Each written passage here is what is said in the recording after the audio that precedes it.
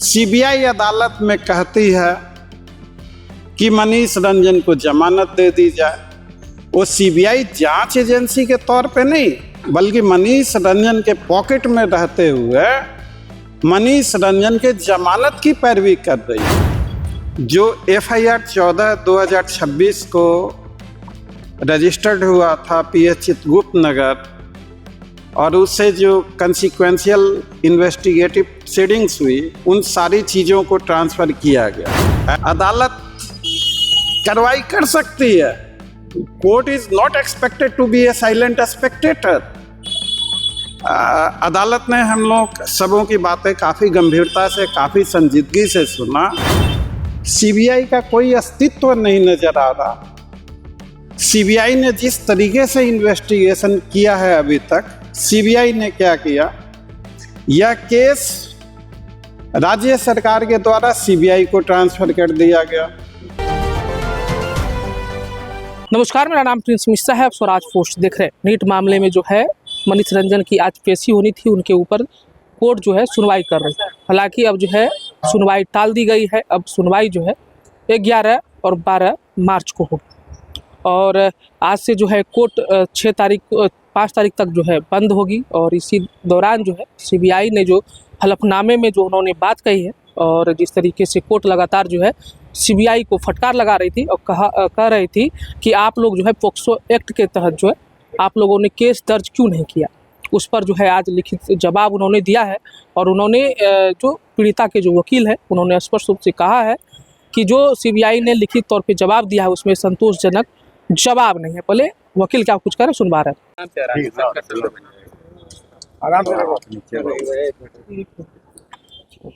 क्या हुआ आज कोर्ट में सुनवाई हुई इस मामले में? मनीष रंजन की जमानत याचिका पे सुनवाई 11 मार्च तक के लिए स्थगित कर दी गई है।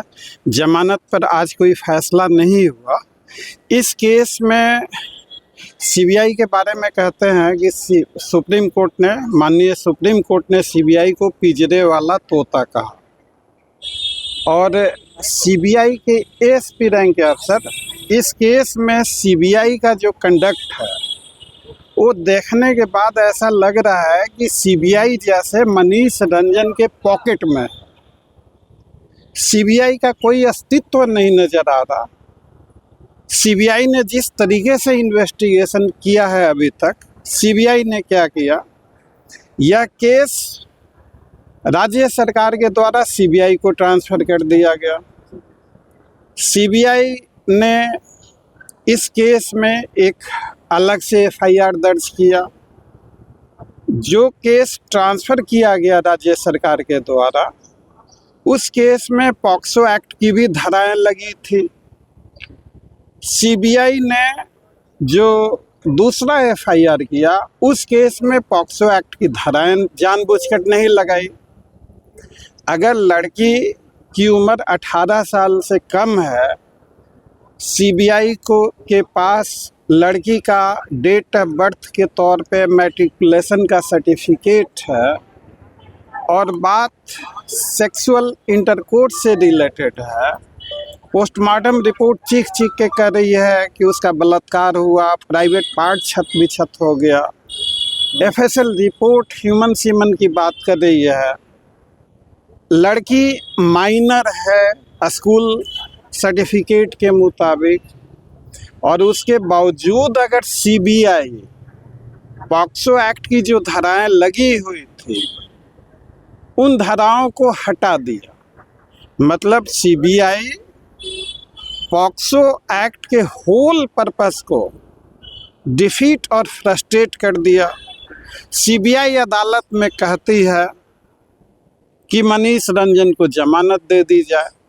वो सीबीआई जांच एजेंसी के तौर पे नहीं, बल्कि मनीष रंजन के पॉकेट में रहते हुए मनीष रंजन के जमानत की पैरवी कर रही है।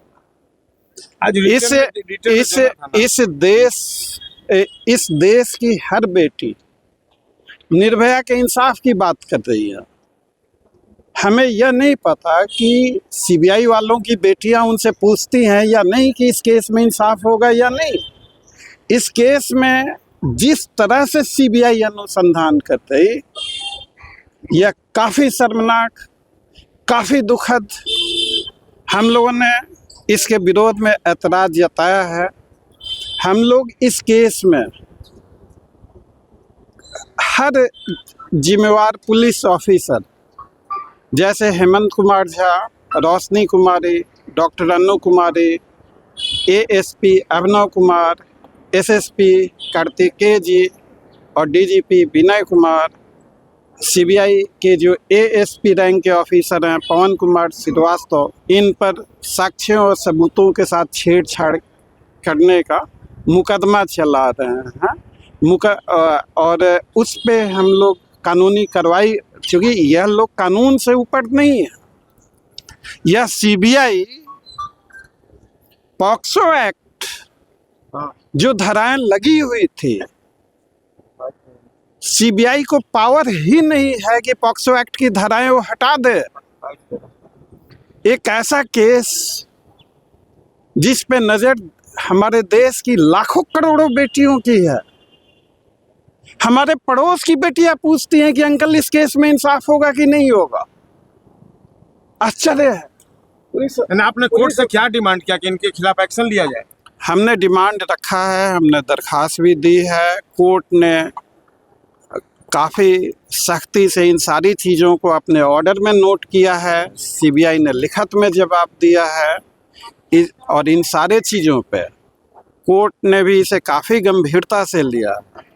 अब मुख्य सवाल यह है कि जो FIR 14/2026 को रजिस्टर्ड हुआ था PS चित्रगुप्त नगर, और उससे जो कंसिक्वेंशियल इन्वेस्टिगेटिव प्रोसीडिंग्स हुई, उन सारी चीज़ों को ट्रांसफ़र किया गया। ऐसा जो SSP पटना का जो एफिडेविट उन्होंने फाइल किया था, सारी चीज़ों को दे दिया, हैंड ओवर कर दिया। अब सीबीआई की मनमर्जी कानून के विरुद्ध है। सीबीआई ने बगैर किसी वजह से, अब सवाल सिर्फ इतना ही है कि जब पॉक्सो एक्ट की धाराएं लगी थी तो सीबीआई ने किस आधार पे पॉक्सो एक्ट की धाराएं हटाई। दूसरा, बगैर किसी ठोस वजह के सीबीआई के द्वारा पॉक्सो एक्ट की धाराएं हटाना यह गैर कानूनी है। और तीसरा, यह सारा कार्य किसे फायदा पहुंचाने के लिए किया जा रहा। चौथा, क्यों ऐसा किया जा रहा। और सुशासन की सरकार से हमारा सवाल यह है कि इंसाफ दिलवाने की पहली जिम्मेवारी सरकार की होती है। क्यों कि जांच एजेंसियां सरकार के अधीन काम करती हैं। अगर जांच सही तरीके से निष्पक्ष और स्वतंत्र नहीं हो तो इंसाफ का मिलना लगभग नामुमकिन है। अगर जांच एजेंसियां जानबूझकर मनमानी करें, हमने अदालत में कहा कि ऐसी स्थितियों में अदालत कार्रवाई कर सकती है। Court is not expected to be a silent spectator. अदालत ने हम लोग सबों की बातें काफ़ी गंभीरता से, काफ़ी संजीदगी से सुना। ताज्जुब और आश्चर्य इस बात की है कि पॉक्सो एक्ट की धाराएं लगने के बाद सेक्सुअल असॉल्ट कन्फर्म है, ह्यूमन सीमन कन्फर्म है, लड़की का एज 18 से कम है, यह भी कन्फर्म है। पॉक्सो एक्ट की धाराएं लगी हुई थी तो सीबीआई को पावर ही नहीं है कि वो पॉक्सो एक्ट की धाराएं हटा दे। तो उन्होंने रिटर्न में कुछ दिया है कोर्ट को कि क्यों हटाया उन्होंने? रिटर्न में उन्होंने कोई ठोस वजह नहीं दिया है। और उन्होंने क्यों हटाया, सीबीआई ने पॉक्सो एक्ट की धाराएं क्यों हटाई, कोर्ट में तो कुछ नहीं बोल पाए। आप जाके उनसे पूछिए कि किस आधार पर पॉक्सो एक्ट की धाराएं सीबीआई ने हटाई। आज कोर्ट के अंदर बहस हुई काफी तगड़ी आप लोगों की और सीबीआई के वकील के बीच में, तो ऐसा क्या हो गया? देखिए, अब हो सकता है कि उनको लग रहा हो कि व्यक्तिगत, मैं तो इस केस में वकील का कभी कोई व्यक्तिगत इंटरेस्ट नहीं होता।